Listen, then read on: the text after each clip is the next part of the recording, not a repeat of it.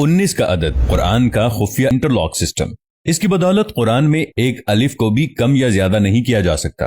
آئیے کمپیوٹر کے کچھ ایسے کارناموں کو دیکھیں اور سوچیں کہ زمانہ تو کسی چیز کو ایجاد کر کے اپنا کارنامہ سمجھتا ہے، مگر ان کا ایجاد کردہ کارنامہ خود خدا کی ملکیت اور اس کی بادشاہت کا ثبوت فراہم کرتا ہے۔ اسی طرح کمپیوٹر کی ایجاد نے بھی خدا کی کتاب کو صرف اسی کی کتاب ہونے کی دلیل پیش کی ہے۔ مصر کے سائنسدان ڈاکٹر ارشاد خلیفہ نے سال ہر سال محنت کی اور ریسرچ و تحقیق کی بنیاد پر الیکٹرانک آلات سے جو نتیجہ اخذ کیا ہے وہ بے انتہا حیرت انگیز ہے۔ انہوں نے قرآن کریم کی ہر سورہ کے ابجدی اعداد و شمار بھی فراہم کیے ہیں۔ سورتوں کے حروف، اعراب، آیات وغیرہ کی تعداد نوٹ کر کے لاکھوں کی تعداد میں ڈیٹا کمپیوٹر میں فیڈ کیا، اور یہ عمل انہوں نے قرآن کریم کی کل 114 سورتوں پر لاگو کیا تو معلوم ہوا کہ قرآن کریم کے حروف اور سورتوں اور آیات میں ایک گہرا تعلق اور سائنسی رشتہ بسم اللہ الرحمن الرحیم سے ہے۔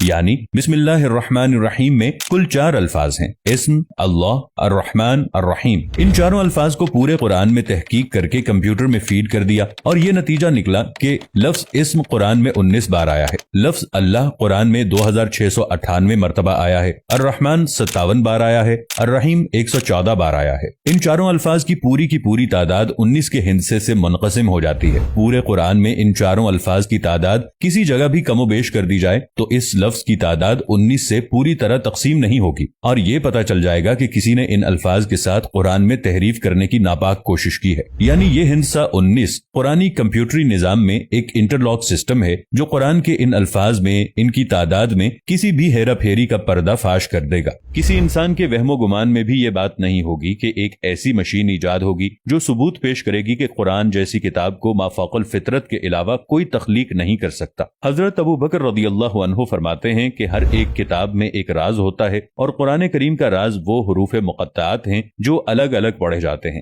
جیسے الف لام میم ہا میم قاف نون وغیرہ۔ 19 کا یہ ہندسہ جس کے بارے میں ہم بیان کر رہے ہیں، یہ بذات خود قرآن حکیم کی لفظی ترکیبات کے اعجاز کا روشن ثبوت ہے، اور اس سے یہ سچائی سامنے آتی ہے کہ چاہے جیسی بھی جدید ترین مشین ایجاد کر لی جائے، وہ قرآن کی حقانیت کو بیان کرے گی، کیونکہ پورے قرآن مجید کے حروف ایک خاص حساب کے مطابق ہیں۔ لاکھوں حروف میں سے صرف ایک کا فرق بھی اس کے حساب کو بگاڑ دیتا ہے۔ حساب کی اس حد تک درستی اس دور میں مسلم اور غیر مسلم دونوں کے لیے ایک طرف تو یہ ثبوت فراہم کرتی ہے کہ قرآن مجید 1450 سال گزر جانے کے بعد بھی ہر قسم کی تحریف سے پاک ہے۔ اس ہندسے 19 کے بارے میں خود قرآن کریم میں ارشاد ہوا ہے کہ اس کے اوپر 19 ہیں۔ کچھ علماء نے ترجمہ کیا کہ اس پر 19 فرشتے مقرر ہیں، سورہ 74 آیت نمبر 30۔ مگر یہاں ہندسے 19 کی اہمیت کو اجاگر کرنا مقصود ہے۔ یہ بات بالکل واضح ہے کہ قرآن کریم میں کل 114 سورہ ہیں جو ہندسے 19 سے پوری طرح تقسیم ہو جاتی ہیں۔ اللہ نے اس نقطے پر بھی قرآن کی حقانیت کو واضح کیا ہے، وہ یہ کہ 114 سورہ میں سے ایک سورہ توبہ کے شروع میں بسم اللہ الرحمن الرحیم نہیں ہے،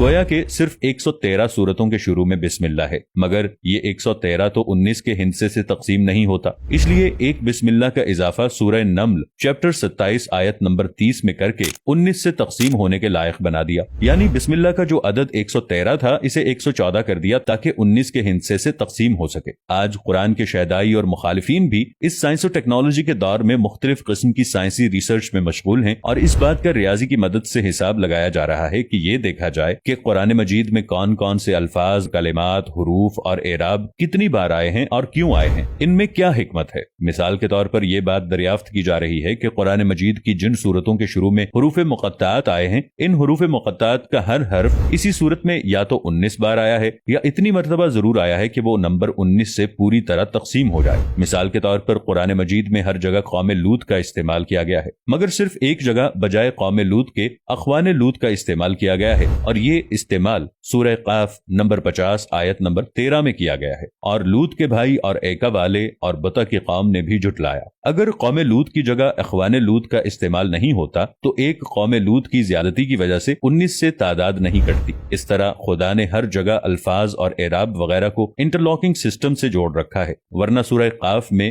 حرف قاف کا نمبر 19 سے تقسیم نہ ہو کر 19 کے ہندسے کو بے اثر کر دیتا۔ اب اگر ایک قاف بھی کوئی گھٹا کر پڑھے گا تو خود آیات پکڑ میں آ جائیں گی۔ اگلی مثال سورہ نون کی ہے۔ اس حرف کا استعمال سورہ نون میں 133 بار ہوا ہے جو 19 کے ہندسے سے تقسیم ہو جاتا ہے، اس لیے پوری سورہ میں کسی بھی ایک نون کا اضافہ یا اخفا کر دیا جائے تو تحریف فوراً फौरन पकड़ में आ जाती है। खुद कुरान की पहली आयत बिस्मिल्लाहिर्रहमानिर्रहीम में कुल 19 हरूफ हैं। एक हर्फ की ज्यादती या कमी कुरान में किसी तरह की हेरा फेरी की पकड़ में मदद करेगी। कुरान में कुल हुरूफ मुक़त्तात 14 हैं और हुरूफ मुक़त्तात के मेल से बनने वाली सूरह भी 14 ही हैं, मगर इस तरह की सूरतों के नाम के एतबार से उनकी तादाद 29 होती है। अगर हुरूफ मुक़त्तात, उनके मेल से बनने वाली सूरतों की तादाद और नाम के एतबार से कुल तादाद को जोड़ दें तो 29 जमा 14 जमा 14 57 बनते हैं और ये मजमुई तादाद 19 के हिस्से से पूरी तरह तकसीम हो जाती है। इसी तरह अगर हुरूफ मुक़त्तात या सूरह मुक़त्तात या इनके नामों की तादाद में किसी तरह भी कमी बेशी कर दें तो इस तरह भी तहरीफ पकड़ में आ जाती है और ये साबित हो जाता है कि खुदा की हिकमत ने कुरान करीम को हर तरह से महफूज कर रखा है और क़यामत तक महफूज रखना है।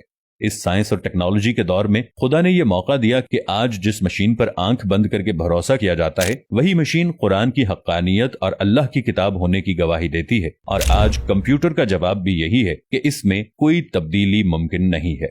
अगर वीडियो पसंद आए तो इसे लाइक और शेयर जरूर कीजिएगा। मिलेंगे नई वीडियो के साथ, तब तक के लिए अल्लाह निगहबान।